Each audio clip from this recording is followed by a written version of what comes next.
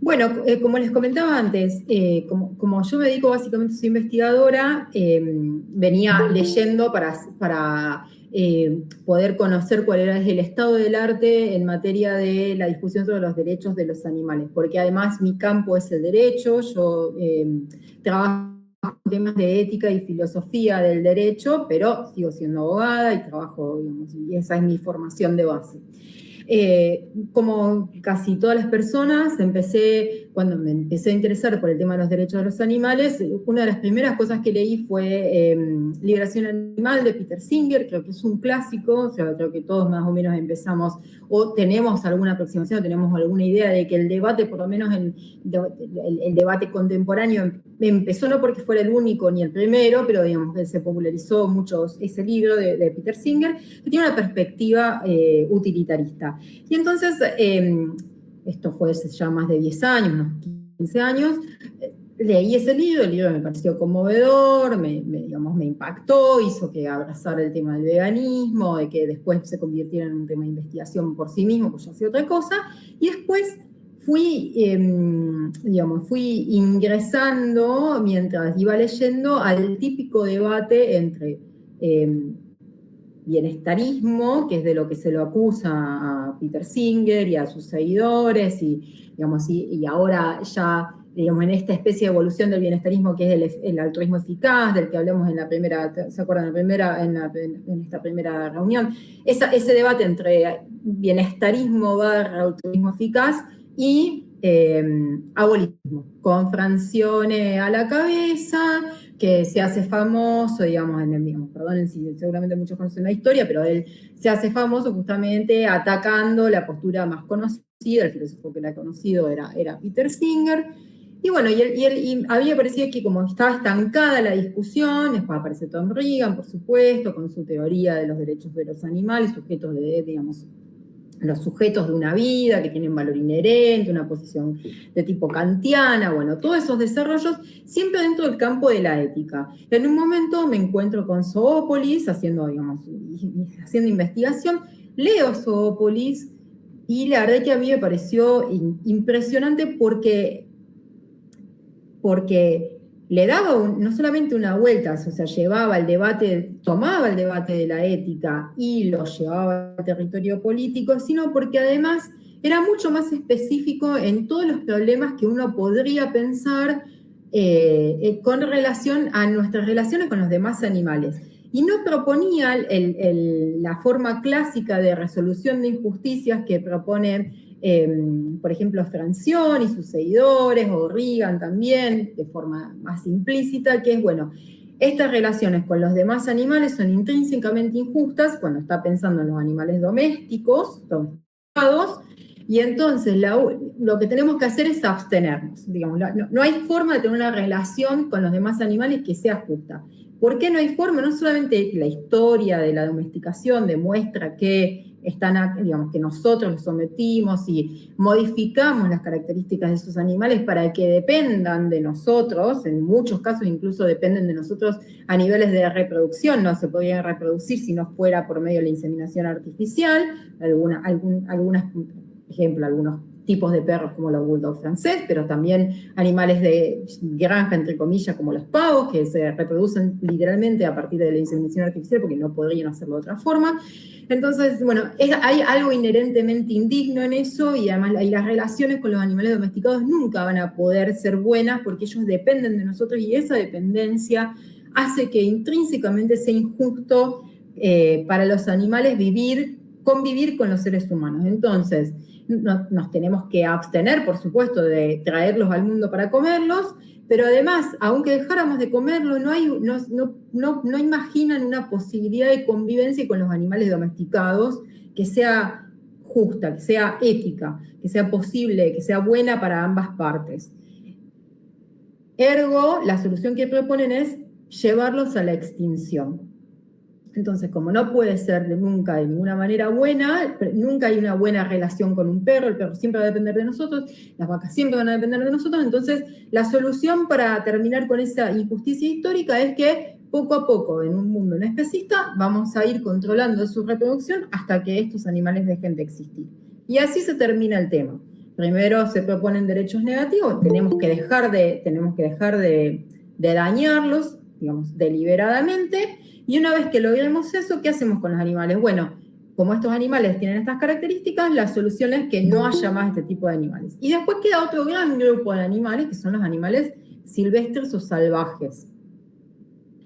Con respecto a los animales silvestres o salvajes, la situación sería más sencilla que con respecto a los animales domesticados, porque los animales silvestres o salvajes no están en el mundo porque nosotros los trajimos al mundo a vivir acá. No sé si es necesario que yo explique cuál es la diferencia entre animales domesticados y salvajes. No es necesario, ¿no? Está bien. Entonces, como los animales silvestres o salvajes, aun cuando muchas de las actividades que nosotros llevamos a cabo los impactan de manera directa o indirectamente, no dependen de nosotros para estar en el mundo, o sea, están acá más allá de lo que nosotros le hagamos y a pesar de lo que nosotros les hacemos, con ellos es más simple.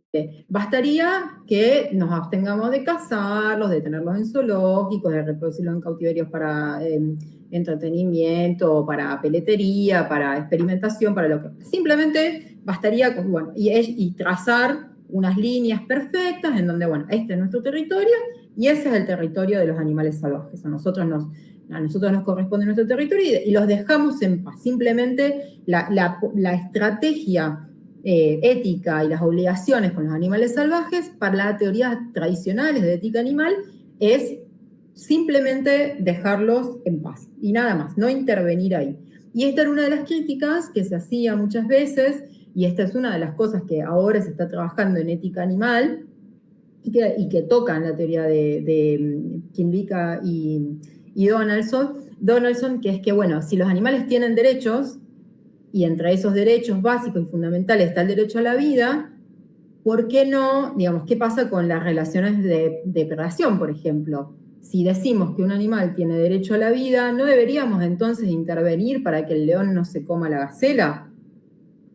¿No? ¿Cuál es nuestra obligación? Entonces, bueno, la respuesta y esto duró durante varias décadas, la respuesta era, bueno, no hay que jugar a Dios, nuestra obligación como seres humanos es simplemente, que nosotros que somos agentes morales, tenemos la obligación de no matar, pero el león no es un agente moral, y esas son las relaciones de depredación que son necesarias para la supervivencia en tanto especies, tanto de la gacela como del león, o cualquier otra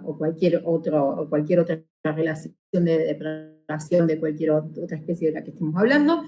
Entonces, la idea era, bueno, hasta acá, nosotros tenemos derecho, tenemos obligaciones simplemente negativas de abstención, y estos animales tienen derechos negativos, nosotros, digamos, de vivir, pero no significa que nosotros tengamos que intervenir para ayudarlos.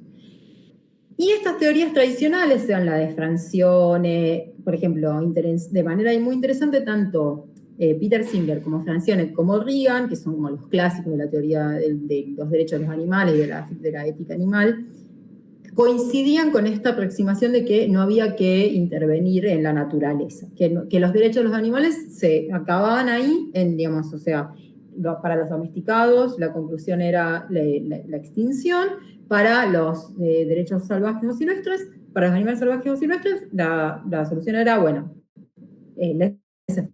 nosotros no nos vamos a meter en estas relaciones, basta con que nosotros dejemos de dañarlos de manera deliberada.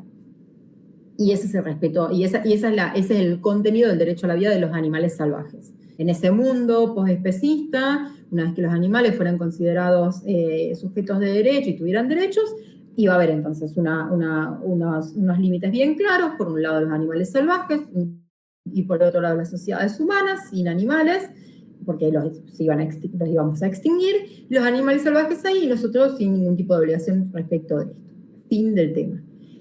Una de las incorporaciones que hacen Donaldson y Kinvika a esta, digamos, entre los muchos debates, y no vamos a poder abordar todos los debates, pero digamos, para tener una idea de cuáles son las novedades, es, en primer lugar, incorporar una tercera categoría de animales, que son los animales liminales. Entonces ellos van a decir, bueno, además de tener animales domesticados y animales salvajes, existen otros animales que no es una categoría biológica. Uno podría decir, bueno, la categoría silvestre domesticado, digamos, o sea, es una categoría biológica, es una categoría categoría social, todas las sociedades tienen aparentemente hay estudios antropológicos que muestran que no todos dividen entre domesticados y silvestres, pero uno podría decir que más o menos es fácil de entender qué es un animal domesticado y qué es un animal silvestre.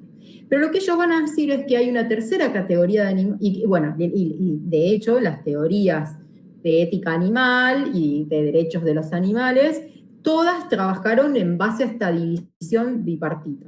Animales salvajes, animales domesticados. No había más nada. Ellos incorporan una tercera categoría que son los animales liminales. Estos animales liminales no son una categoría tan ligada a la biología, sino que son liminales en tanto y en cuanto viven entre nosotros, viven en las sociedades humanas, dependen de las sociedades humanas. En este sentido, la biología habla también de relaciones sinantrópicas, cuando una especie, digamos, vive, no la parasita, pero florece en base a las condiciones que provee otra especie. Entonces, estos animales viven por diversas razones en entornos urbanos. Y no solamente que viven por diversas razones en entornos urbanos, a veces porque son animales que tienen un pasado de animal domesticado, que se asilvestraron pero en entornos urbanos, otras veces porque son animales silvestres que, digamos, que pasan tiempo en las ciudades porque digamos, llegaron a las ciudades por voluntad propia porque pasaban y no pueden volver a sus territorios, o porque hay solapamiento, como en el caso de los coyotes. Hay alguien acá de Canadá que me decía que era de Canadá, seguramente el caso de los coyotes a lo mejor lo conoce porque genera muchos conflictos. Pero son animales que viven en entornos urbanos, que aprovechan tanto sea la comida que dejamos los humanos, las instalaciones, las construcciones que dejamos los humanos. Ahí está, lo conozco, porque es un tema en Canadá, justo tratan mucho este tema, y hay muchos trabajos también sobre los coyotes en general, porque es un desafío la convivencia con ellos. Entonces, y el caso para mí paradigmático es el de las palomas, porque las palomas son animales domesticados, pero no todas las palomas, que algunas palomas son silvestres. Si ustedes piensan en Argentina, por ejemplo, quienes son de ciudades, y van a ver que en las ciudades en general encontramos columbalidias, pero también torcasas, o palomas picazuró, que son más grandes. Esos son animales asilvestrados, pero muchas veces se hacen comunidades que viven en la ciudad, y ya no pueden volver, porque a lo mejor su hábitat alrededor de las ciudades, en el campo, no hay más lugar para que tengan comunidades. O no sé, hace poco vi noticias de que no sé en qué ciudad había loros que estaban estableciéndose en una ciudad y generaban problemas. Bueno, si esa comunidad se sienta ahí y no queremos, ¿por qué está ahí? Alguien explicaba, no me acuerdo si era un biólogo o un veterinario, que posiblemente se hayan quedado sin su hábitat. Y entonces eligieron ese lugar. Entonces, nosotros somos de alguna manera responsables y estamos conviviendo. ¿Qué pasa con esos animales? En un mundo post-especista, o cuando nosotros le reconozcamos derechos a todos los animales, y hablemos como hablan las teorías tradicionales, que todos los animales tienen derecho a la vida, a la integridad física y a la libertad. Pero son todos los casos. Gracias, Victoria. ¿Son todos los casos iguales? ¿Podemos pensar una teoría que abarque la diversidad de casos y de condiciones de justicia en la que estamos con distintos animales?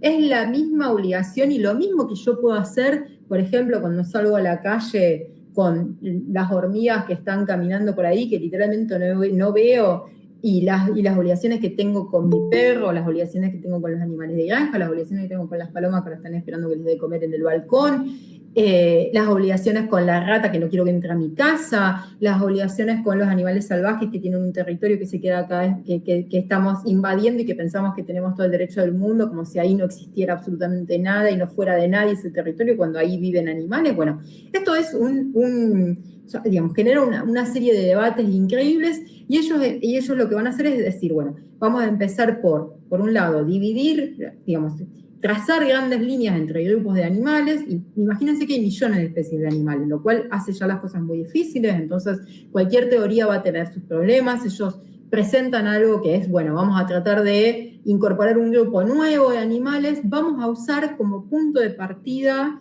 el antiespecismo. O sea, nosotros vamos a construir sobre la base de las teorías anteriores que rechazan el especismo y que consideran que todos los animales deberían tener derechos básicos y fundamentales iguales, o sea, cualquiera sea su categoría y siempre estemos hablando de animales sintientes, o sea, siempre desde la base de que estemos hablando de alguien o que sea sujeto de una vida, o que tenga una experiencia subjetiva. Ellos, es muy lindo como en el primer y segundo capítulo hablan de como que estamos cuando miramos a los ojos de alguien, estamos frente a la casa de alguien. Ellos usan una manera de describir como mucho menos técnica, que la sintiencia es la capacidad de tener, digamos, un poco más, digamos, poético si se quiere, pero digamos, trabajan con esa línea. Bueno, el animal tiene que ser un animal sintiente, y ante la duda pensamos que es sintiente, no estamos ahí frente a un alguien y no un algo, porque como ustedes saben, no todos los animales son sintientes, como no todas las personas son sintientes, como hay estadios de la vida en los que no somos sintientes, hay circunstancias de la vida por las cuales podemos dejar de serlo, si estamos en un coma profundo, no somos sintientes, y digamos, podemos no llegar a hacerlo nunca más, aunque estemos vivos. Entonces ellos trabajan con eso, trabajan con esa idea de que hay derechos básicos y fundamentales, iguales para todos los animales sintientes, no importa a qué categoría pertenezcan, de estos tres que describí, pero después lo que van a hacer es pensar, van a decir, bueno, la teoría del derecho de los animales, tradicional, como la conocemos, Francione, Reagan, Singer y todos los demás, digamos, toda la variedad de cosas que hay, está estancada sobre todo porque hace mucho énfasis en estos derechos los ve como derechos negativos básicamente, es decir, los animales tienen derecho a la vida, que significa y el contenido de ese derecho a la vida es que yo no los tengo que matar, yo tengo que abstenerme de matar, pero nada más. No significa que yo tengo que ayudarlos, que tengo una obligación de salvarlos, que tengo una obligación de darles de comer, o sea, porque además, como la resolución con los animales domesticados es que dejen de existir, digamos, nada de esto es necesario. Y con respecto a los animales salvajes, bueno, como todas las intervenciones en la naturaleza, por lo menos además lo que sabemos hasta ahora, no es que nos intervenga, pero las intervenciones no han dado los resultados esperados, o digamos, son intervenciones siempre buscando el bienestar de los seres humanos, y no hay que jugar a Dios, que era lo que decía, por ejemplo, Peter Singer, que creo que en esto ahora ha cambiado un poco su idea. Lo que hay que hacer es, bueno, abstenerse. Entonces, simplemente abstenerse. Y los animales liminales, bueno, nada, estaban ahí, digamos, eran o salvajes o domesticados, y mucha atención no se les prestaba al asunto. Entonces, lo que ellos van a hacer es decir, bueno, tomamos esa base, igual que pasa con el caso de los humanos, que todos los humanos nosotros repetimos este mantra, aunque es una prescripción, no es una descripción, pero esta idea de que todos los humanos tenemos derechos por el solo hecho de ser humanos. Para los que son abogados, esto es como nosotros, lo tenemos como incorporado, es como, no podemos ni siquiera pensarlo como a veces por afuera, porque dice, ¿pero por qué? Por el solo hecho de ser humanos tenemos derechos a lo de, bueno, a veces uno, digamos, ¿pero por qué? ¿Pero por qué? Y no te pueden salir de ahí. Está bien, está buenísimo, digamos, que no haya que discutir eso, pero la realidad que, bueno, la práctica no es así, pero es una prescripción. Todos los humanos tenemos derechos, o sea, y tiene sentido, por lo menos a nivel semántico, decir que todos los humanos tenemos derechos, aún en los países en los que esos derechos no se reconocen. Por ejemplo, pensemos en los casos en países en que no reconocieron convenciones de derechos humanos, o que las mujeres no tenemos los mismos derechos que los varones, y digamos, si no podemos salir a la calle sin un varón, o digamos, no pensemos en los casos en los que eso está en el papel y no se viola en la práctica, sino que pensemos en lugares en los que eso no está en el papel. En el papel está la violación de los derechos más fundamentales, lo que nosotros conocemos como derechos humanos, derechos básicos. Igualmente tiene sentido seguir pensando que se violan los derechos. Nadie podría pensar que es razonable decir, ay, no, como no, pero miren, ellos no firmaron a esta convención, así que ahí no hay derechos. No, para nosotros sigue teniendo algún sentido semántico, al menos, decir que tienen derechos. Entonces, digamos, y que esas personas tienen violentados sus derechos, por más que, digamos, en la norma legal se permita hacer eso. Entonces ellos dicen, bueno, de la misma manera que nosotros pensamos que todos los humanos tenemos los mismos derechos fundamentales básicos, y somos sujetos de derechos y no somos cosas, o sea, y esa es la categoría que nos corresponde, vamos a imaginar cómo sería el mundo si mañana todos los animales sintientes fueran considerados sujetos de derechos. ¿Qué pasaría? ¿Cómo sería el mundo post-especista? O sea, ¿qué haríamos después de eso? Dice, bueno, no alcanza con decir que los animales tienen derechos negativos o que los animales entonces no los podemos matar más, o estas ideas que a veces tienen la gente que me dice, pero entonces nos van a invadir las vacas y van a, ¿qué hacemos con todas las vacas y con todos los cerdos? ¿Y qué hacemos con las ratas? ¿Y qué hacemos entonces con, o sea, y qué hacemos? Y entonces si el tigre viene y el oso y nos invade, bueno, ¿qué me decís? Y eso se lo toman en serio. Y dice, bueno, ¿qué hacemos? ¿Y qué hacemos con todo eso? ¿Qué hacemos con todo eso? Bueno, así como todos los humanos tenemos los mismos derechos, esos derechos tienen una raigambre, y acá sí ya podemos después ponernos picantes en todas las cosas, como decía Nahuel al principio, con, bueno, ¿qué teoría hay detrás de esto? Hay una teoría que acepta ciertas ideas, digamos, del rol del Estado, el rol de los derechos, bueno, uno puede tomar o no. Pero lo que ellos van a proponer es,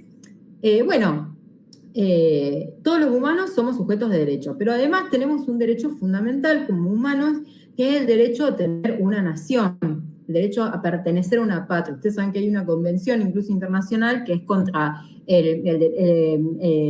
los apátridas, porque cuando a veces los estados entran en guerra, en una guerra civil, o se disuelven, o son invadidos por otro, hay gente que en la historia se ha quedado sin nación y no tiene un lugar, no tiene pasaporte, no sabe a dónde vuelvo. Está bien, yo soy una persona, pero ¿a dónde puedo ir a pedir, digamos, a dónde resido? ¿Cuál es mi lugar de residencia? ¿Cuál es el lugar a que me toca a mí vivir? Porque yo además yo cuando viajo me voy a hacer una estancia de investigación a Alemania. Bueno, yo llego a Alemania, tengo mis derechos humanos básicos y todo, pero no puedo votar en Alemania porque estoy, digamos, o sea, no formo parte de esa sociedad. Sí tengo otros derechos, porque sea extranjera y esté ahí no significa que no tenga derechos, o que si tengo un problema de salud, entonces como soy extranjera no me tienen que atender. Pero si yo quiero ir a hacerme algo programado y elijo el país que a mí se me ocurra, no me quiero ir, digamos, va a haber alguien que te dice, no, mira, esto lo tenés que ir a pedir a tu país.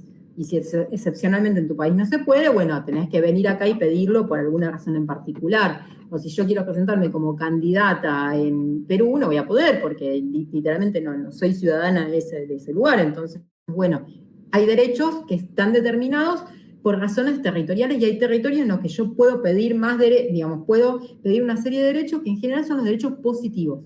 Son los derechos que implican que la comunidad a la que yo pertenezco tiene no solamente que abstenerse, que es lo que tendría que pasar en cualquier lugar, sino que además tienen obligaciones de darme o ayudarme. Por ejemplo, de proveerme de mi derecho a la educación. El primer lugar donde yo voy a pedir el derecho a la educación va a ser en el lugar a donde yo nací. Yo quiero estudiar en otro lugar, voy a tener que acreditar otras cosas, y uno podría decir, bueno, eso es justo e injusto, pero digamos, por ahora nos movemos así. Hay toda una discusión muy interesante en Zoopolis, porque ellos hacen una defensa de la idea del Estado. O sea, ellos creen que el Estado es algo bueno per se, digamos, y defienden alguna idea más o menos fuerte del Estado. Uno puede aceptar o no puede aceptar. Eso, yo creo que lo que tiene de interesante la teoría es que por ahora el Estado existe, entonces algunas de las discusiones que plantean, así uno igualmente es, digamos, es un, no me acuerdo el nombre, los teóricos que rechazan la idea del Estado y que son, no me va a salir, pero bueno. Igualmente lo puede pensar porque, de todas maneras, y ya no de manera prescriptiva, sino de manera descriptiva, uno puede decir, bueno, mientras tengamos estados, podemos pedirle a los estados tal y tal cosa respecto de las personas y de las personas no humanas.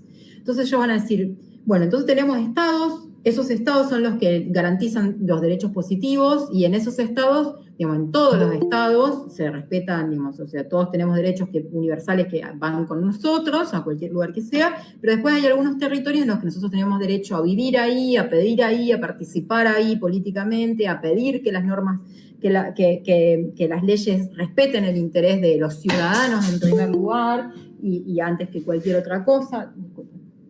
Y entonces toman esa idea y dicen, bueno, ¿qué hacemos entonces con esos animales sujetos de derechos? Digamos, ¿no podría ser que los animales también necesiten derechos políticos en el sentido de ser ciudadanos? Y ellos van a decir, la ciudadanía es algo que nosotros hoy asociamos directamente a la idea de democracia, pero la democracia como derecho a participar políticamente, pero en derecho, en general lo reducimos a dos cosas: a ser candidato y a votar.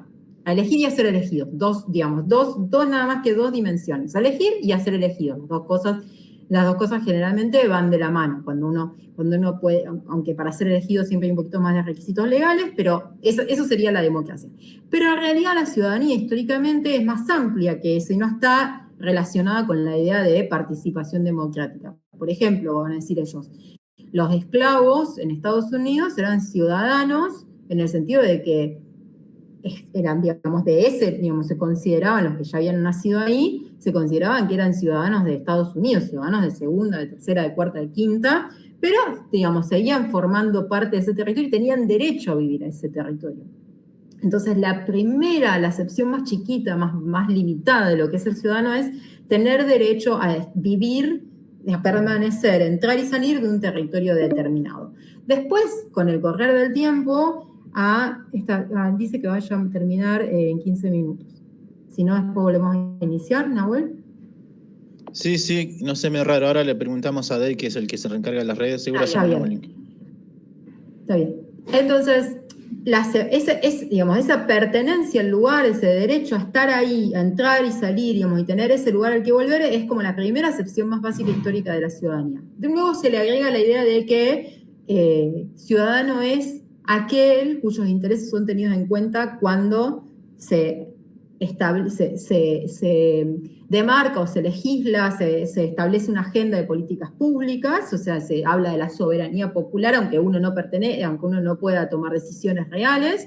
Y la tercera dimensión históricamente es la idea de, bueno, todos tenemos derecho a participar de la cosa pública, del debate público, que también, por supuesto, es muy debatido en muchísimos niveles, porque eso requiere solamente las personas con una capacidad racional, de poder defender sus propios intereses, de poder hablar, bueno, una serie de discusiones que no vienen al caso, pero digamos, ciudadanía es básicamente un conjunto de esas tres dimensiones, y en ese sentido también son ciudadanos, por ejemplo, todas las personas que no pueden y nunca van a poder participar de la cosa pública en el sentido más limitado de la expresión, que es votando o siendo elegidos, como una persona con un trastorno cognitivo severo, por ejemplo, que nunca va a poder, a lo mejor que es una persona no hablante, que no puede expresarse, bueno, va a poder ser candidato, a lo mejor no puede votar, pero sin embargo es un ciudadano y hay formas de integrarlo en la vida democrática sin tener regímenes paternalistas. Y ellos toman muchísimos desarrollos de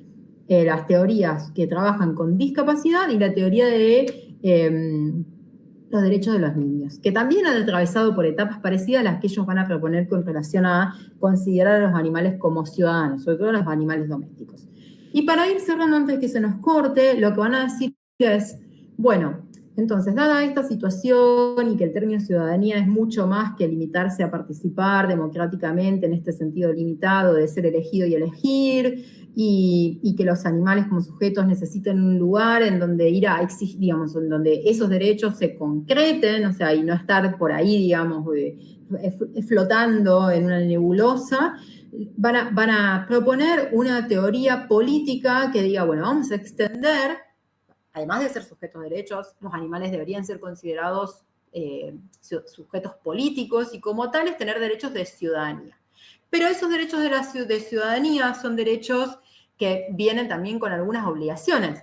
Pero los animales ya cumplen con obligaciones, ya los explotamos.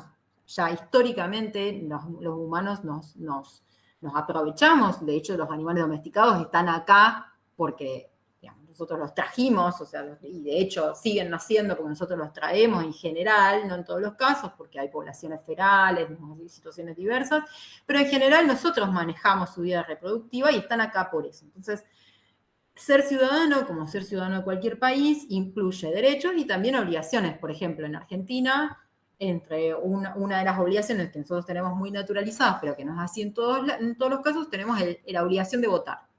Es un derecho, pero también es una obligación. O la educación. Es un derecho, pero también es una obligación. O sea, tenemos una obligación de terminar con la escuela primaria. Los padres tienen una obligación de enviar a sus hijos a la escuela primaria y a la secundaria. O se cumple, no se cumple, pero es una obligación. O tenemos la obligación también de recibir vacunas, tenemos obligación de cumplir con normas, tenemos obligación de usar los espacios públicos de determinadas maneras y no de otras, y tenemos derechos. tenemos derecho a poder movilizarnos dentro de la sociedad, tenemos derecho al acceso a la salud, tenemos derecho a que no solamente no nos maten, sino que protejan nuestra vida y que si alguien afecta o intenta lastimarnos, que haya un debido proceso, que uno pueda llamar a la policía, digamos, una serie de cosas. Entonces, que incluyen, como decía, derechos y obligaciones. Entonces, van a decir, los candidatos perfectos para ser ciudadanos entre esos tres grupos son los animales domesticados. ¿Por qué? Porque ya están entre nosotros, porque ya viven en una relación muy estrecha con los humanos, dependen de nosotros, y en esta sociedad utópica o imaginaria post-especista en la que nosotros los consideramos sujetos de derecho, ellos serían los candidatos perfectos para que nosotros, porque esa relación de cercanía nos pone en unas condiciones de justicia, que es un término específico que ellos utilizan y toman prestado de la teoría política también, son los candidatos ideales para que nosotros le podamos garantizar derechos, no solamente absteniéndonos de no dañarlos, sino además esa cercanía y esos siglos o miles de años de convivencia hacen que, por ejemplo, nos entendamos con animales como los perros y hayamos coevolucionado, y entonces, de hecho, los perros los hacemos trabajar, los explotamos para eso, y los animales cumplen normas. Los animales que viven con nosotros ya cumplen y aprenden cosas todo el tiempo. Lo que pasa es que nosotros nunca nos tomamos en serio, como sociedades, no nos tomamos en serio ni la agencia que tienen los animales, ni darles autonomía, ni considerar que puedan tener algún tipo de decisión.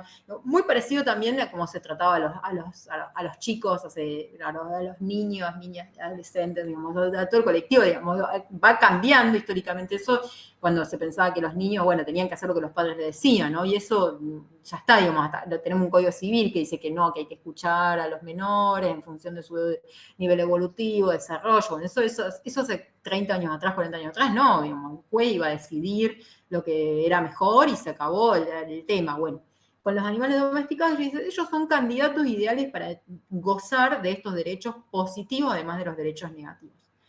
Los animales salvajes, en cambio, y no solamente los domesticados, sino también, por ejemplo, tenemos muchos casos de animales que son silvestres o salvajes, pero que han vivido toda su vida en cautiverio.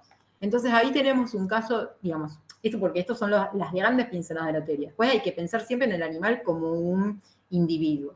¿Qué pasa con un animal que nació en cautiverio y que no puede ser liberado? Que es un caso que es recurrente en las discusiones en sede judicial. Bueno, ¿qué hacemos con ese animal? ¿Hacemos todo lo posible para que el animal sea liberado, para que vuelva a expresar su propia naturaleza o que vuelva lo más lejos posible de los animales? O a lo mejor para ese animal ya su vida, la vida buena para ese individuo en particular es seguir viviendo en contacto con los humanos. Piensen, por ejemplo, el caso de Estrellita, la mona de Ecuador que vivía con una familia que, por supuesto, no era lo ideal. O sea, ese animal fue un animal traficado, fue un animal que vivió toda su vida en un entorno sin conocer lo que era vivir con miembros de su especie, pero un animal que tenía 18 años ya, que ya tenía una serie de costumbres. Cuando incautaron a ese animal, murió a los 30, 40 días, sola en un cautiverio. Entonces, hay una cierta flexibilidad para manejar ahí, siempre pensando que se trata de individuos y no categorías, digamos, que la teoría tiene que primar por sobre los derechos y la buena vida de cada uno de esos individuos. Y después van a decir, bueno, ¿y los animales salvajes qué hacemos? Como la ciudadanía implica también responder a ciertas reglas y para poder garantizarles el derecho a la vida, lo que necesitamos es tener mucho control. Por ejemplo, ellos van a decir, nosotros no podemos permitir que nuestros gatos domésticos salgan a cazar, porque son parte de nuestra sociedad y nosotros somos responsables por ellos. Entonces no podemos permitir que los gatos salgan o que los perros salgan y cacen a otros animales que también son, por ejemplo, en el sur. Los animales a veces salen, animales de perros que se hacen jaurías y matan ganado. Ahí estamos, son domésticos contra domésticos. Está bien, es verdad que los perros son cazadores, pero en una sociedad especista es nuestra obligación también, las ovejas tienen tanto derecho a vivir como los perros, y es nuestra obligación, que son todos animales domesticados, establecer reglas y que los perros no maten a las ovejas libremente. Entonces ahí sí tenemos que intervenir. En el caso de los animales salvajes, ellos van a decir, los animales salvajes ni quieren, ni se benefician, ni nos necesitan, lo que necesitan realmente es que los dejemos en paz, pero no simplemente que dejemos de cazarlos, sino que tengamos una perspectiva mucho más meditada y que va a implicar que nosotros nos abstengamos muchísimo más de lo que estamos haciendo ahora y que va a significar no solamente que dejemos de cazarlos como la teoría tradicional o de capturarlos, sino que además consideremos que ellos son ciudadanos de sus propios territorios y que nosotros tenemos la obligación de respetar esa soberanía y en algunas ocasiones incluso de ayudarlos cuando, por ejemplo, están viviendo una situación de alto riesgo por causas de, no sé, un desastre natural, de abstenernos y de considerar cuáles son los efectos negativos que tienen nuestros desarrollos, aun cuando no ingresemos en sus territorios, tomar en cuenta sus intereses, o sea, un respeto de la soberanía de esos animales mucho más fuertes. Y esos animales van a ser también sujetos de derecho y ciudadanos de sus comunidades, pero mientras esas comunidades estén funcionando, no van a proponer una intervención de la naturaleza como proponen algunos otros autores, como Mahan o Horta en la bibliografía que habla de habla hispana, que sí promueven una idea de que nosotros, digamos, que todos los animales tienen los derechos, como tienen derecho a la vida y a vivir una vida libre de sufrimiento, y entonces es lo mismo si la causa del sufrimiento es un hecho natural o un hecho ocasionado por los humanos, hay obligación de intervenir. Es un tema aparte. Ellos van a decir sí a la intervención, pero solamente en determinadas ocasiones individuales, no como política de Estado o cuando está en peligro la comunidad. Y obligaciones mucho más fuertes para los humanos. Y por último, los animales liminales. Con respecto a los animales liminales, el primer derecho que le van a garantizar, además de los derechos básicos fundamentales, es el derecho a vivir entre nosotros. Entonces, y además tengamos en cuenta que esta es una categoría flexible. Para algunos animales liminales, por ejemplo, podría ser interesante volver a ser domésticos. Por ejemplo, esa es mi idea en relación con las palomas. O sea, yo pienso eso. O sea, yo creo que, por ejemplo, algunos animales liminales, o no estoy de acuerdo con lo que ellos dicen, porque ellos a veces ponen como categoría de animal liminal a los gatos, que son ferales durante varias generaciones en algunas ciudades. Vieron que hay comunidades en algunas ciudades son famosas incluso, comunidades de gatos ferales, que ya hace muchas generaciones que viven sin contacto humano. O sea, los humanos van y a lo mejor hacen castraciones o les dan de comer, atención veterinaria, pero viven, digamos, por fuera y salen a pasear por ahí, pero no viven en contacto humano estrecho. Entonces dice, bueno, para nosotros esto también entra en la categoría liminal, porque liminal no es un tema biológico, o sea, puede ser un animal domesticado, que se asilvestró recientemente, que se asilvestró hace unas pocas décadas, o puede ser un animal que simplemente, el ejemplo que ellos ponen es un tipo de rata que solamente se encuentra en entornos urbanos, creo que es la Ratus ratus o la rata noruega, que no hay en estado silvestre, o sea, simplemente, digamos, como surgió en entornos urbanos, es una especie que se adaptó a eso. Entonces, lo que van a decir es, bueno, tienen derecho a la vida, pero ese derecho a la vida es un derecho a la vida negativo, porque para que nosotros pudiéramos garantizar el derecho a la vida como se lo garantizaríamos, en este ejemplo que les pongo de la oveja y el perro, o de los gatos y que salgan a cazar, tendríamos que limitarles su libertad, de manera tal que estén bajo porque para que yo evite que el perro mate a las ovejas, por ejemplo, se hagan jauría y salgan de casa, yo tengo que tengo que controlar lo que hace mi perro o mi perra, y tengo que después también tener a las ovejas en un espacio contenido, tengo que establecer una serie de límites. Entonces ellos dicen, no es en el interés de muchas de las especies de animales liminales, que tienen necesidades diversas de los niños. Entonces lo que van a decir es, para estos animales liminales no es en su beneficio gozar de todos los derechos que tienen los animales domesticados, porque eso implicaría limitarlos mucho en su vida, intervenir en sus vidas de una manera que no es deseable, por lo menos por ahora, para muchas de esas especies, pero sí van a tener el derecho, digamos, el derecho inmodificable de vivir entre nosotros, o sea, no tienen derecho a permanecer, entrar y salir en nuestras sociedades, tienen derecho a que las sociedades organicen y establezcan medidas antiestigma contra los animales, para que haya campañas, por ejemplo, de educación, para que la gente no estigmatice y persiga y viole los derechos de animales, como por ejemplo, los típicos animales con los animales que consideramos plaga o pestes.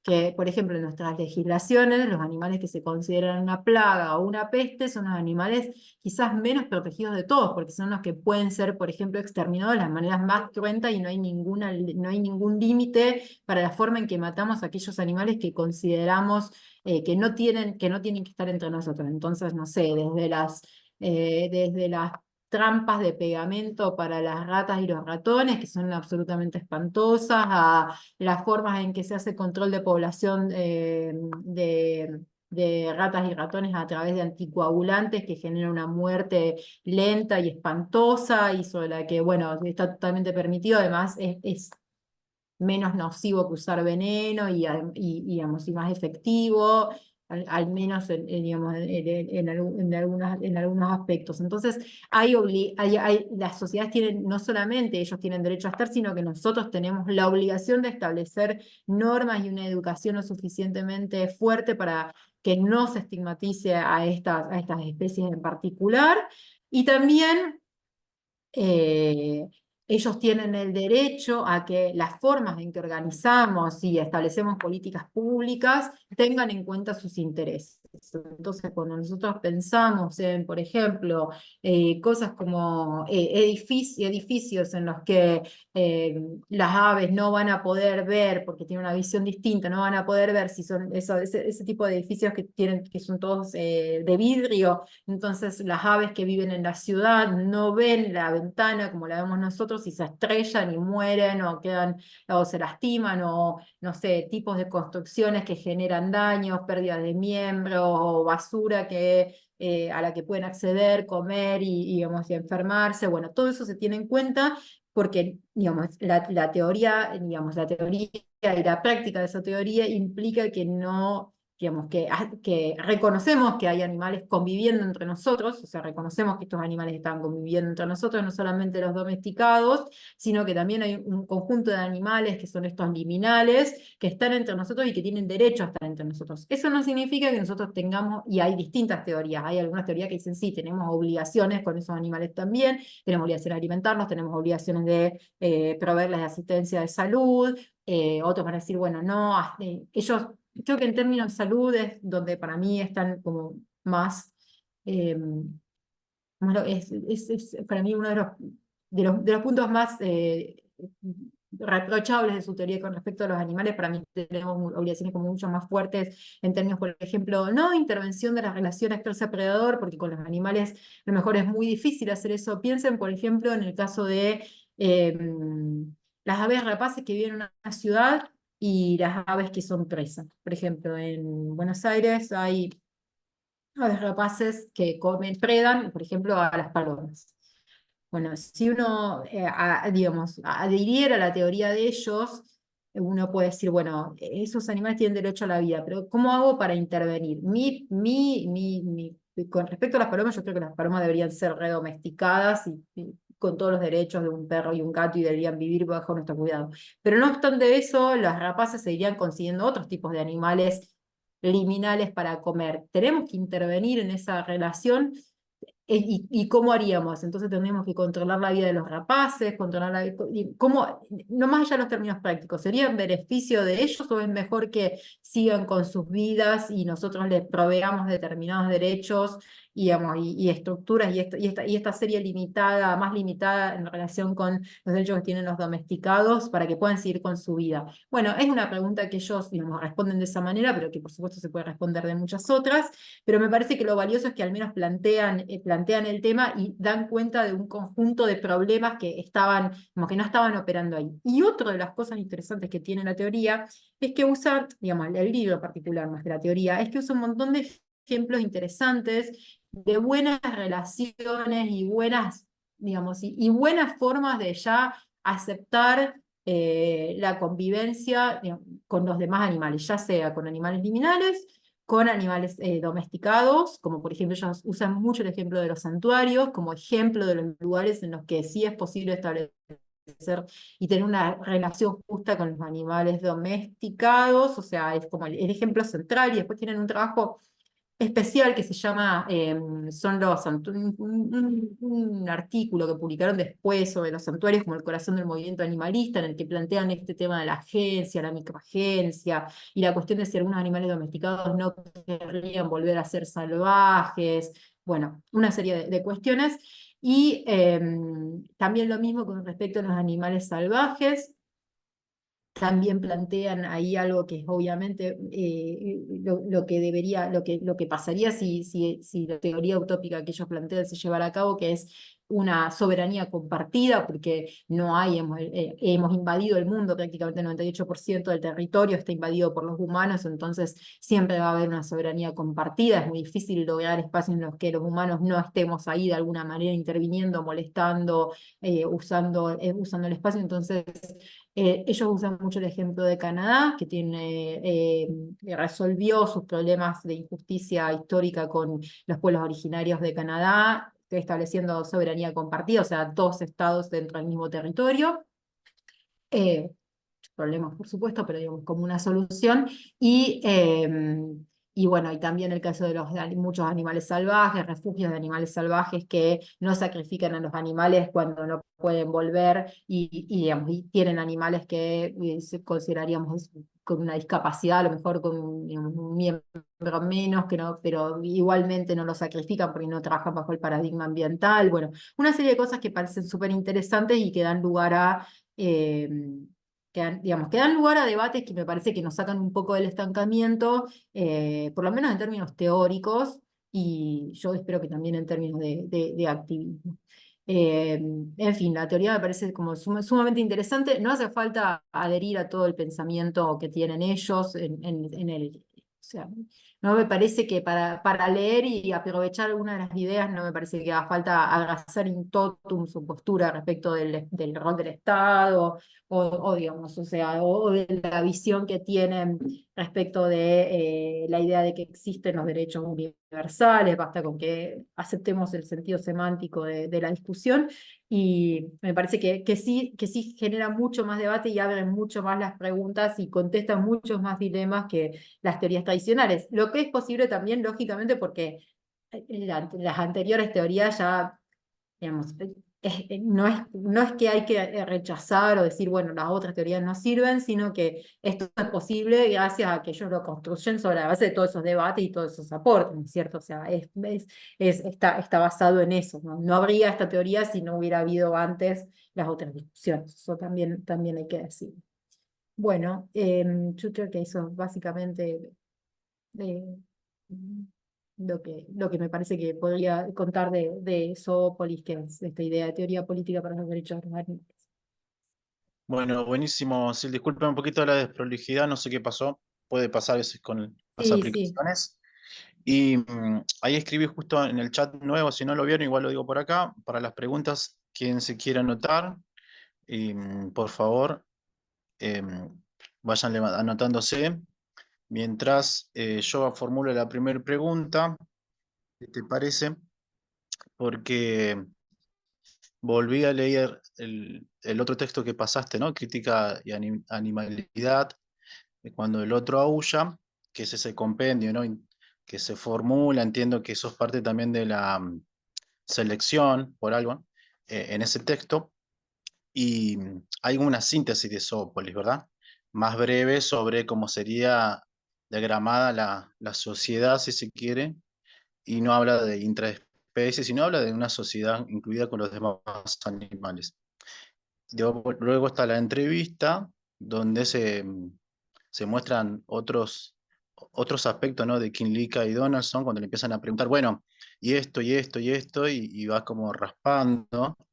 Y me gustó un poco más porque a mi parecer, yo soy una persona que está siempre en la crítica, en la política, en el activismo, y tratamos de llevarlo a lo llano, ¿no? El círculo es parte de eso, ¿no? De llevarlo a lo llano, y esa famosa frase, a tu teoría le falta calle. Yo creo que, no digo que acá a la teoría le falta calle, pero es algo que nos encontramos a menudo cuando debatimos con otros espacios políticos o de activismos, ¿no? A la gente, cuando decimos, bueno, que hay que informar hacia la afuera.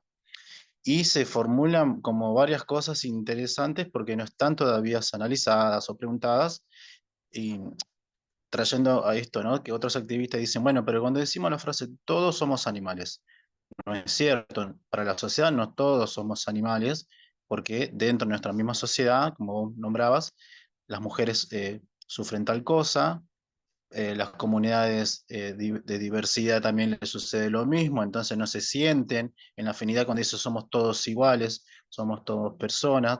La teoría CRIP también, que está entrando un poquito más, ¿no? Del antiespecismo CRIP, de otras discapacidades. Entonces, no sé si primeramente habría que discutir y llevar cuál sería el rol o la generación de un nuevo concepto de ciudadano, con qué valores, con qué política, porque en ningún momento se mete en la política, pero cuando empezás a diagramar una sociedad tenés que hacer política Exacto, desde lo macro y eso nunca se charla. No sí. sé si vos ya lo estás pensando o es algo que Sí, hay que empezar a escribir. yo pienso exactamente lo mismo, pienso que no podemos pensar los derechos sin contexto político, porque como bien dicen los autores, pero además también desde una perspectiva práctica, lo que vos decís, bueno, a la teoría le falta calle, a tu teoría le falta calle, me encantó.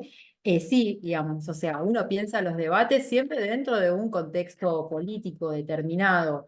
Y obviamente que uno tiene que contextualizar, por ejemplo, la teoría que proponen Donaldson y que indica, piensen que ellos son canadienses, o sea, están trabajando desde una sociedad que tiene resueltos muchos problemas, podemos decir, o sea, que tienen otra realidad, y entonces también creo que se permiten ser muy optimistas por eso, como funcionan algunas otras cosas.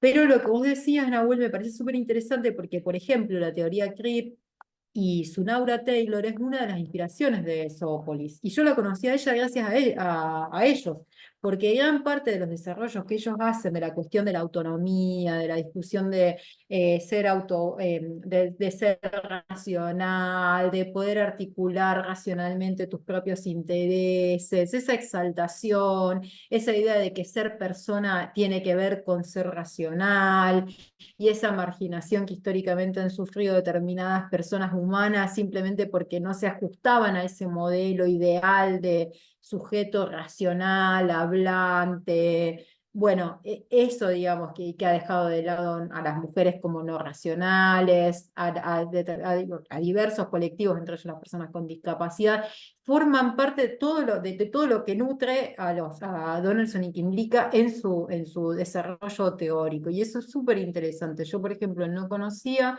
a Sunaura Taylor, no conocía todos estos debates, pero había yo tuve una experiencia breve de trabajo de personas con derechos, personas con discapacidad, y había trabajado sobre el tema del modelo de inclusión y el problema digamos, de distintos modelos históricos, una tesis muy conocida que trabaja una autora española. Entonces tenía alguna idea de estas discusiones y ahí me cerró un poco más, y después de ahí, por ejemplo, pasé a leer Bestias de Cargas de Sunaura Taylor, que se lo súper recomiendo si no lo leyeron, es buenísimo, porque claro, y también y acá corresponde hacer una distinción. Una cosa es, y en eso también es muy interesante con los otros movimientos. Bueno, todos somos iguales o todos somos ciudadanos por igual. Bueno, hay una distinción entre la prescripción y la descripción. No, cuando nosotros decimos que todos somos iguales, nos estamos refiriendo a una prescripción. Todos merecemos un mismo tratamiento, pero no significa que en la realidad todos seamos tratados de la misma manera. Es una aspiración, es como debería ser, y eso es lo que nosotros queremos. Y de hecho, las luchas de muchos movimientos, incluso a veces equivocadas, fue decir, bueno, la forma de ingresar a que respeten mi derecho es mostrarle que yo también soy racional, mostrarle que yo también, que nosotros también somos igual de racionales, que nosotros también somos igual de humanos, que los que somos, las mujeres podemos también pensar, que la política también es un tema, esto incluso ve con la ola del feminismo, somos iguales, no, tenemos algo diferente, que es digamos, otras discusiones. Pero me acuerdo, para ponerlo en concreto en un caso que había leído, y que se llamaba Latinos Blancos. No me acuerdo de la autora, es una autora de origen, una autora de origen latino en Estados Unidos, que hablaba de qué es ser latino en Estados Unidos. Y esto es interesante porque ahora vamos a llegar a eso. Porque ella contaba que en su momento, cuando se vivía antes de la discusión sobre los derechos civiles, después de la esclavitud, pero cuando vivían digamos, en el racismo más puro en Estados Unidos, con las leyes de separación, digamos, juntos pero separados, los negros por un lado y los blancos por el otro, el movimiento de migrantes mexicanos cuando se establecían esas normas, bueno, los negros no pueden entrar a determinado lugar, no se pueden sentar en los transportes públicos, ¿no? O sea, eran ciudadanos literalmente de segunda. La primera forma de defenderse de los mexicanos fue decir, no, bueno, pero nosotros no somos negros, nosotros no somos personas de color. Después, claro, después dijeron, no, un momentito, lo que está mal es distinguir a las personas, o sea, entre de color blanco, si es más oscuro, si es el momento, esto es lo que está mal. Pero el primer movimiento fue ese. Entonces, con respecto a los animales, cuando decimos todos somos animales, sí, todos somos animales. El problema cuando nosotros tratamos que ahí en la entrevista, viste cuando ellos dicen, bueno, ¿por qué los animales son los huérfanos de la izquierda? Me parece que ahí viene un poco por ahí, ¿sí? Porque nosotros tenemos muchas de las causas que abraza la izquierda, pero los animales debería ser natural que la izquierda abrace esa causa. Pero es que muchas de las causas están todavía como, digamos, fundamentadas en la idea de, bueno, esto tiene que ver con ser humano, digamos, con ser racional, con ser, digamos, y no, mira, vamos a pertenecer. Y entonces ahí se traza una línea. Yo creo que justamente son los movimientos que aceptan esto que vos estabas diciendo, digamos, el movimiento CRIP o el movimiento, digamos, feminista, los que reivindican, bueno, mira, no hace falta ser racional, yo no quiero ser, digamos, o sea, no hace falta abrazar ese humanismo para esto, para ser incluido en esta sociedad. Entonces, aunque sigue usando el lenguaje de los derechos y la ciudadanía, me parece que ellos lo llenan con otro contenido. Pero bueno, siempre queda abierta la pregunta, ¿no es cierto? O sea, ese núcleo duro de valores que abrazan Kimbrick y Donaldson, que son, bueno, que el Estado tiene un cierto valor, que la democracia tiene un cierto valor, que la discusión entre que el derecho tiene un cierto valor, el derecho en términos en los términos liberales no libertarios, sino, digamos, los derechos universales, digamos, esta idea. Bueno, ese es un tema que uno puede discutir y uno puede abrazar o no abrazar, pero por lo menos abre la puerta, ¿no es cierto? Pone en contexto la discusión ética. Y bueno, si no lo queremos en este estado, si no queremos, bueno, ¿en qué modelo? Pero los animales ya están acá. Entonces, bueno, en cualquier sociedad post-especista que nosotros pensemos, con este modelo, con otro modelo, con capitalismo, sin capitalismo, los animales están acá. Entonces, ellos van a ir incluso, van a decir algo que es muy interesante, que es, bueno, el problema es la ideología del supremacismo humano. Ese es el problema. Y el juego que hay entre los distintos grupos humanos para decir, no, yo también soy humano, yo también soy humano, y para eso hay que construir un otro que no es humano. Sí, No sé si. bueno, ahí yo dije que se anote, no que escriban la pregunta, así que anímense a hacer la pregunta, pero Juan Morales dice, ¿qué es la teoría de Crip? ¿Querés dar una definición breve de la teoría de Crip? Porque entiendo que viene del inglés, está abreviado y en Sí, general es es... como, la teoría como trip es como como si fuera como si fuera eh, ¿vieron cuando dicen creepy, algo que te da como miedito, como una cosa que te da un poco o como dicen los chicos, pero no es cringe, es como creepy, como una cosa que te da un poco de impresión, y digamos, una persona que tiene una deformidad y digamos, es una discapacidad, por ejemplo, motriz o una discapacidad, si ustedes ven es un Aura Taylor, ella hace todo un desarrollo y cuenta cómo es su experiencia, porque es una persona que tiene un problema de malformación, entonces cómo la miran a ella, cómo tiene que comer, como si fuera un animal, porque ella no puede manejar sus manos de la misma manera. Entonces, hay algo ahí de reivindicación digamos, de la no normalidad, entre comillas, y de lo que genera como rechazo. Sí, raro, que da miedo, eso, que da miedo. Eso. Sí, como la canción, pero no sé si pensaban en eso. Pero, digamos. Sí, es como una Sí, más que... reivindicación, no querer pertenecer, porque acuérdense que también en discapacidad veníamos, y esto también es interesante para pensarlo con la teoría de Martha Nussbaum, porque Martha Nussbaum siempre tiene como mucha llegada en algunos círculos por ejemplo, de derecho, que dicen, bueno, hay que acercarse lo más que se pueda al ideal humano en este caso. Es contra eso con lo que va la teoría que, como, bueno, no tengo que hacer lo más posible para ser un humano normal. Yo no puedo comer como un humano normal porque no tengo la motricidad y me resulta más cómodo comer directamente con la boca del plato como un animal. Bueno, no voy a hacer esfuerzos de rehabilitación sobre humanos para que esta persona pueda manejar su mano y comer con una cuchara. No, hay que aceptar que esta persona come de esta manera o se vincula con el ambiente de esta forma.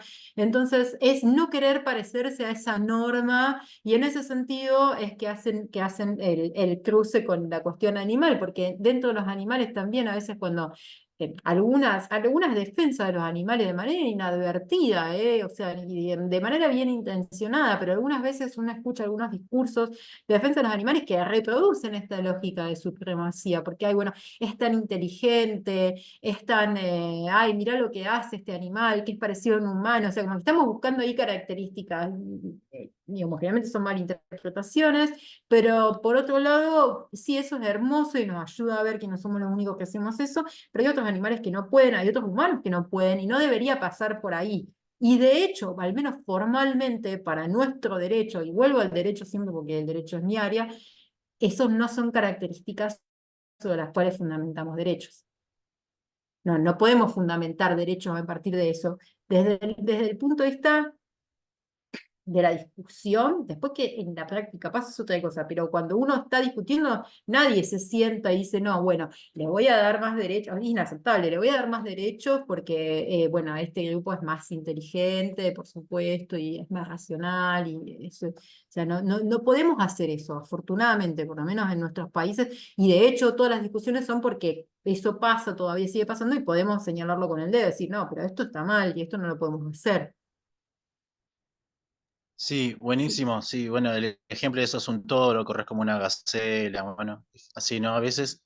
Y ahí Silvia hizo una pregunta, por favor. Silvia, abrí el micrófono a la cámara, hacer la pregunta, después Laura Sabatini y después Gustavo, en ese orden. Sí, bueno, buenos días, buenas tardes. Mucho gusto, doctora Mucho gusto. Peseta. Eh, yo vengo del área de la biología, vine a aprender un poco sobre derecho animal y mi pregunta viene por el lado de comprender un poco más sobre esos términos de sujeto de derecho y de ciudadanía, ¿verdad? Considerando que los animales en nuestras leyes son objetos y hay ciudadanos que son propietarios de esos animales, ¿verdad? Y particularmente por el caso, que es bastante terrible, de esos animales que son transportados vivos a otros países, porque en nuestros países puede haber, digamos, leyes o algo que fomente el bienestar animal y que tenga alguna mejora en sus vidas, pero que una vez transportados a otros países, eso no lo podemos garantizar. Sí, sí. Entonces, viene por ahí es la pregunta. Sí, bueno, en primer lugar, con el tema de sujetos de derecho, bueno, yo no comparto, digamos, la manera de pensar de decir que, bueno, los animales son simplemente propiedad en nuestro derecho positivo. El derecho positivo es el derecho legislado, o sea, lo que dicen las normas por escrito. Entonces, yo, por ejemplo, en Argentina diría que por lo menos es debatible que los animales sean considerados cosas, porque hay muchas normas diversas que regulan las relaciones con los demás animales, y cuando decimos que son cosas es porque en general estamos mirando y estamos partiendo del Código Civil, pero el Código Civil no es la única norma que existe en nuestro derecho. Por ejemplo, nosotros también tenemos un código penal que es, digamos, o sea, estamos hablando de derecho codificado, y en el código codificado se refiere a los animales como víctimas, entonces yo, digamos, pondría en discusión eso. Y por otro lado, no todos los animales son propiedad en general, ¿eh? Animales que no pueden ser apropiados, entonces, y tenemos jurisprudencia además que establece que los animales son sujetos de derecho, que son las sentencias.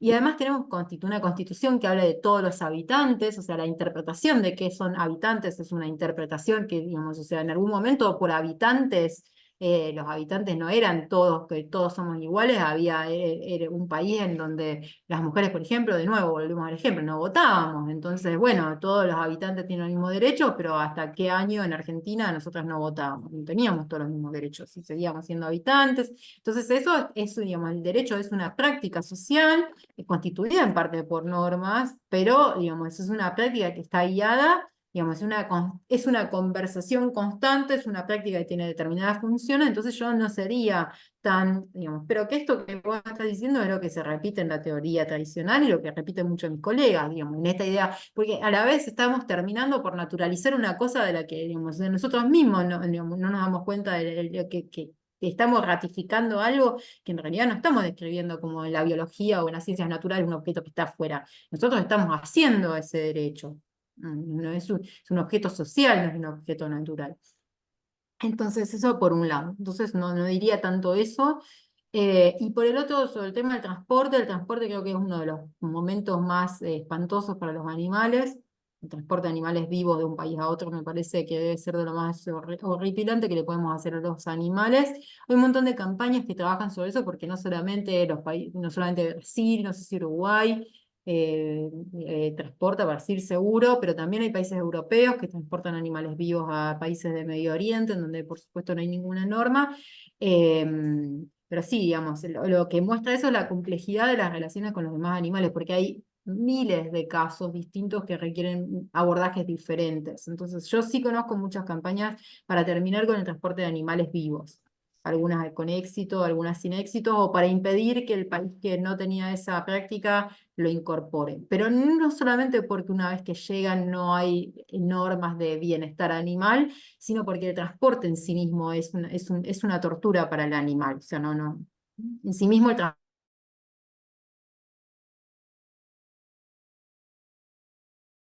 Gabriela Sabatini, hace tu pregunta, por favor. Después se prepara Gustavo y Laura, perdón, y después Marcela Ricio. Nos quedan los últimos 20 minutos, así que lo vamos a aprovechar.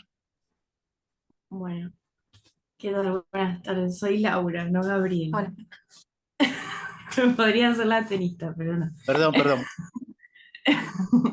¿Qué tal? Buenas tardes. Bueno, doctora, yo tengo, o sea, me encanta la teoría presentada, me parece muy interesante. Y mi pregunta va más sobre cómo se puede, digamos, aplicar esta teoría más allá de la militancia que podemos hacer, de las ideas, a las problemáticas actuales, ¿no? De este avasallamiento que está tomando el ser humano en todas las hábitats naturales. Y bueno, puntualmente preguntaba sobre el tema de los carpinchos, ¿no? Y de cómo también la gente de ahí tiene este creepy o repulsión por ellos. Bueno, perdón. Y están poniendo cercos electrificados o quieren que las proteccionistas se los lleven y no tienen ninguna consideración, digamos, hacia estos animales que incluso, por lo que he visto también, son atropellados, o sea, está como bastante cruel la situación ahí.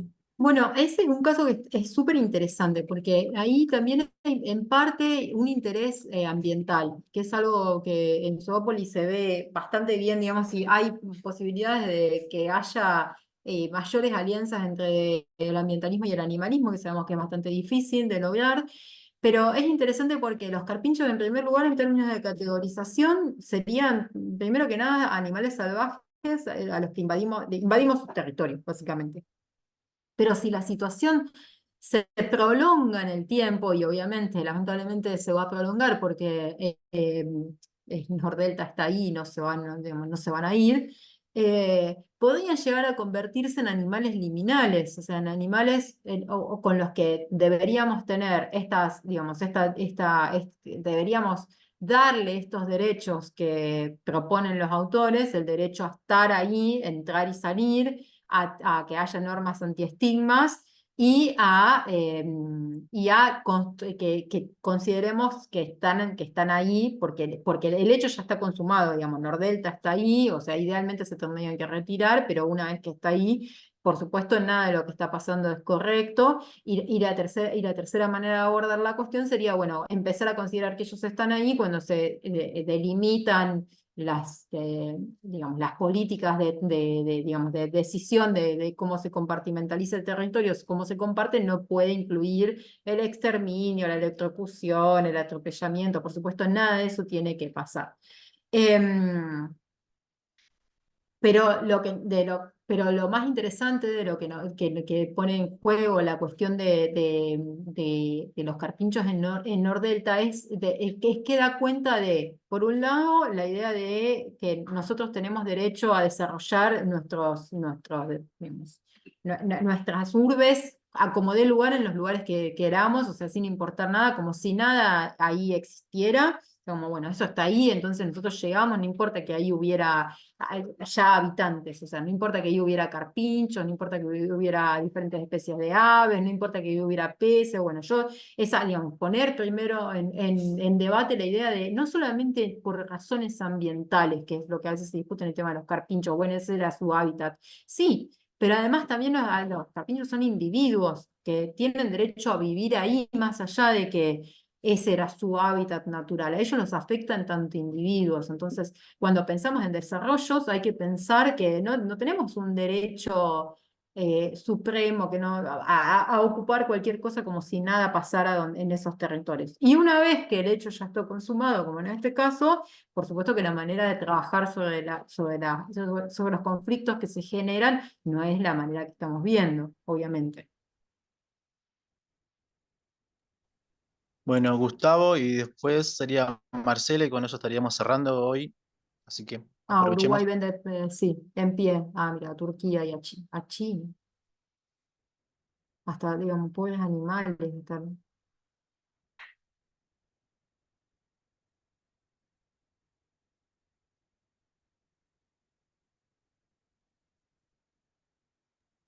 Gustavo, ¿no estás ahí? ¿Se fuiste? Bueno, entonces, No se lo escucha. Está muteado.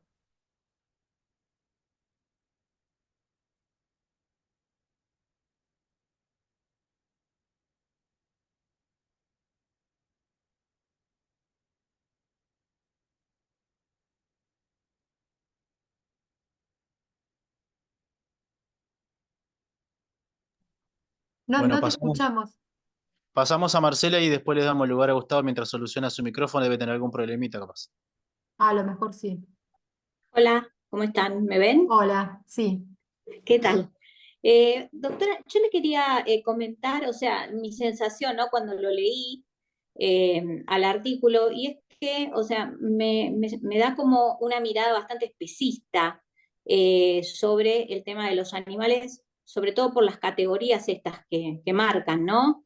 De los domésticos y las relaciones diferentes que tenemos que entablar o que deberíamos entablar si son domésticos, si son salvajes o los liminares. En el caso, por ejemplo, no sé si capaz lo entendí mal yo, pero en el caso de los domésticos, por ejemplo, me da la sensación como que ellos dicen que bueno, que está todo bien, que tenemos que colaborar con ellos, la cooperación, pero que en definitiva los vamos a seguir utilizando. O sea, no es, ¿lo entendí mal?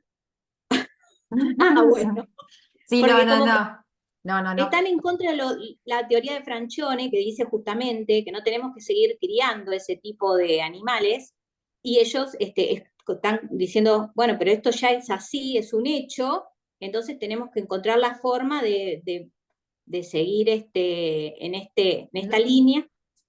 No, lo que ellos proponen es que después cuando dicen, bueno, si los animales viven con nosotros y tienen derecho a vivir con nosotros y nosotros no tenemos, y no es una forma de justicia extinguirlos, que es lo que básicamente con lo que desacuerdan con respecto a Francione. Ellos lo que van a decir digamos, los animales domesticados no son per se indignos porque dependen de los humanos, o sea, no son Sí. como las personas con discapacidad que dependen de otros humanos para determinadas cosas, no son menos dignos que las personas que están sanas y que son autónomas y que no necesitan, entre comillas, de nadie para llevar adelante sus vidas, porque es verdad, digamos, eso también es una fantasía. Entonces lo que van a decir es, nosotros no promovemos la extinción de los animales domesticados, entonces esos animales van a seguir viviendo con nosotros y nosotros tenemos que imaginar un mundo en el que no los explotemos y vivan con nosotros. Para algunas especies a lo mejor la salida va a ser volver a ser salvajes. Ellos en Zoópolis, por ejemplo, trabajan en el caso de los caballos, que dice que si se les da la oportunidad, los caballos muchas veces prefieren no vivir, digamos, no estar en cercanía con los humanos, pero hay otros animales a lo mejor que sí prefieren mucho más o necesitan mucho más el contacto con los humanos y siempre ponen como ejemplo a los perros. Pues dicen, bueno, ¿qué hacemos con el uso de animales? ¿Se puede usar para algo los animales? Entonces ponen como ejemplo las ovejas, entonces dice, bueno, las Sí, ovejas las por razones pastos. de... Claro, se puede llevar las ovejas para que coman pasto, es un acuerdo recíproco justo, bueno, yo alimento a las ovejas, les permito tener una vida buena y las traslado de acá para allá para que coman el pasto, o hay que esquilarlas de todas formas, porque las ovejas son animales domesticados y requieren de la esquila porque no pueden vivir sin eso. ¿Qué Sí, hago con esa lana? O si vamos a seguir teniendo gallinas. Y esta es una discusión también que tienen en los santuarios que tienen gallinas rescatadas. Bueno, ¿qué hacen con los huevos de las gallinas? Se los dan a ella y los huevos que no comen, ¿qué hacemos con esos huevos? ¿Qué es lo ético? Ya son discusiones como súper finitas y, digamos, y que no hace falta claro, pero yo me como refiero, por acordar. ejemplo, a lo que es vacas, cerdos, o Sí, sea, todos esos animales que son criados para... no, pero no promueven el uso de esos animales para comer, ni para tomar leche, ni nada por el estilo, Ah, ok. Y ni después con para respecto... comérselos, ni Está nada. bien. Y después, con respecto a los animales salvajes, bueno, yo venía con un poco la cabeza de la teoría de Horta, que dice que justamente hay que promover, intervenir para ayudarlos en la naturaleza, porque la naturaleza es todo lo contrario de lo que uno piensa, no es que ellos viven en libertad y es algo en donde están sanos y saludables, sino que por el contrario, siempre están amenazados por otros depredadores, por los climas, por falta Sí, de sí. alimentación, por enfermedades, bla, bla. Entonces, bueno, es como que ellos esto lo revierten y dicen, no, salvo en algún caso que sea, no sé, necesario. No, ellos no están de acuerdo con la intervención masiva de la naturaleza, como proponen Horta y otros autores. O sea, esa es una postura que ellos no abarcan porque no creen que eso sea bueno para los animales salvajes. Y tuve una discusión, el capítulo, si ustedes quieren, yo se los puedo mandar al libro, en PDF. Es una discusión como mucho más compleja de por qué no promueven la intervención general y hacen una descripción de todas las teorías sobre desde las que dicen no hay que intervenir nunca, hasta las que dicen hay que intervenir siempre, y el horizonte es que el planeta esté completamente bajo las manos humanas para que haya la menor cantidad posible de sufrimiento, que es la utopía, digamos, utopía barra para mí distopía que propone Horta, o sea, que los humanos nos hagamos cargo de todo para reducir al máximo posible el sufrimiento y que no haya más, digamos, que no haya más naturaleza, entre comillas, digamos, lo que sea que nosotros consideremos que es naturaleza, para que nosotros dominemos el mundo y nos hagamos cargo digamos, de la vida de todos los animales salvajes, lo que incluye, por ejemplo, extinguir especies de animales salvajes también, cuando es imposible, por ejemplo, manejar las relaciones de presa-depredador, porque se incluye también eso, ¿no? Entonces, no, ellos no están de acuerdo con eso. Yo no estoy de acuerdo con lo que dice Horta también, cuando él acusa, y además yo sería muy cauta con todas las personas que estamos trabajando en ética animal y que tenemos postura antiespecistas, no estamos de acuerdo con todo, pero yo no acusaría a la gente de especista o no especista cuando está dentro del mismo campo trabajando por los derechos de los animales. Después podemos no estar de acuerdo, por ejemplo, con qué hacemos con los animales salvajes, pero eso no es ser especista. O sea que hay una distancia muy grande entre ser especista y no estar de acuerdo con que el mundo lo convirtamos en un gran zoológico, o yo no diría que Francione es especista porque promueve la extinción de los animales domesticados, porque a él no se le ocurre cómo podemos vivir de una manera justa con otras especies. O sea, no es especista. Yo no estoy de acuerdo con eso. Yo no llamaría especista, porque especista es descalificarlo, de la misma manera que dentro del feminismo hay primera ola, segunda ola, tercera ola, fundamentos de derechos humanos, hay de todas las colores que se puedan ocurrir, desde el aristotelismo, el kantismo, utilitarismo, yo le diría a alguien que es feminista de la primera ola, vos no sos feminista. No, es una feminista con otro tipo de fundamentación. Me parece que lo que es un error es pensar que hay especistas y no especistas dentro del trabajo. Lo que hay son diferentes fundamentos teóricos y diferentes soluciones a problemas complejísimos, complejísimos, como son las relaciones con los demás animales, que son millones de especies, y hay situaciones de justicia muy diversas. Y hay además conocimiento y falta de conocimiento respecto de muchísimas especies. Acá tenemos una persona que es bióloga, lo que sabemos hoy respecto de los perros y los gatos no es lo mismo que sabemos de una especie, que de un animal marino que vive en el fondo del mar, que acabamos de descubrir su existencia hace 10 años, y no sabemos si es sintiente, si no es sintiente, que no tenemos relaciones distintas. Entonces no iría por ahí, digamos, no por ahí ese tema. Uno puede, de nuevo, en temas puntuales, ¿qué hago con los huevos de la gallina? Podemos discutir. Parece que no son discusiones fundamentales tampoco, y tampoco estoy de acuerdo con la idea de pensar solamente en los números, como hace el utilitarismo, como hace Horta. Bueno, lo importante son los números. Parece que no pensamos así tampoco en el caso humano, afortunadamente. O sea, lo único que importa no son los números, y lo único que importa no es el sufrimiento, además. O sea, no es lo único, el sufrimiento es parte de la experiencia también humana. O sea, si queremos que no haya sufrimiento, mañana se termina el mundo y ya no hay más sufrimiento. Y yo no sé si eso es necesariamente algo mejor. Bueno, muchas gracias. No, de nada. Buenísimo, hasta acá llegamos hoy. Sé que están haciendo algunas preguntitas más, pero las dejamos, nos pueden escribir al Instagram y también se puede seguir con el debate a full. Sí, sí, Y, sí, sí, sí. y bueno, No, las y seguro declaraciones, sí, muchas sí. más. Muchas cosas más. Sí, sí, da para un montón esto, da para un montón, un montón, un montón. O sea, sí, bueno, ¿y qué pasaría? Quiero responder una sola cosa. ¿Puedan volver a un estado natural? Sí, no se descarta eso, no sé quién hizo esa pregunta, como decía de los caballos, pero tampoco no se descarta de otras especies.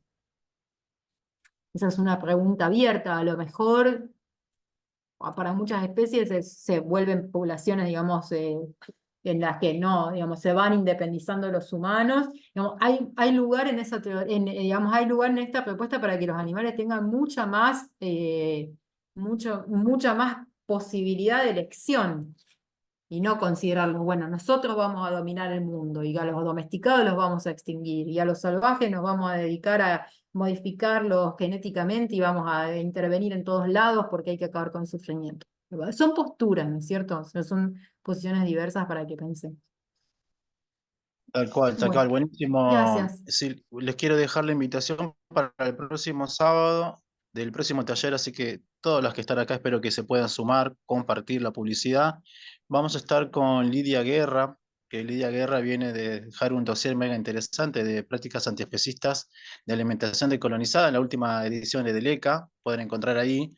A raíz de ese dossier, va a ser un taller con una mirada en clave antiespecista feminista el próximo sábado, así que se tienen que inscribir, mandar un mensaje y si ya tenemos sus datos, dicen quieren participar, y lo va a estar coordinando al taller una compañera amiga Poggi Miotti. Así que ya están invitados todas y todos.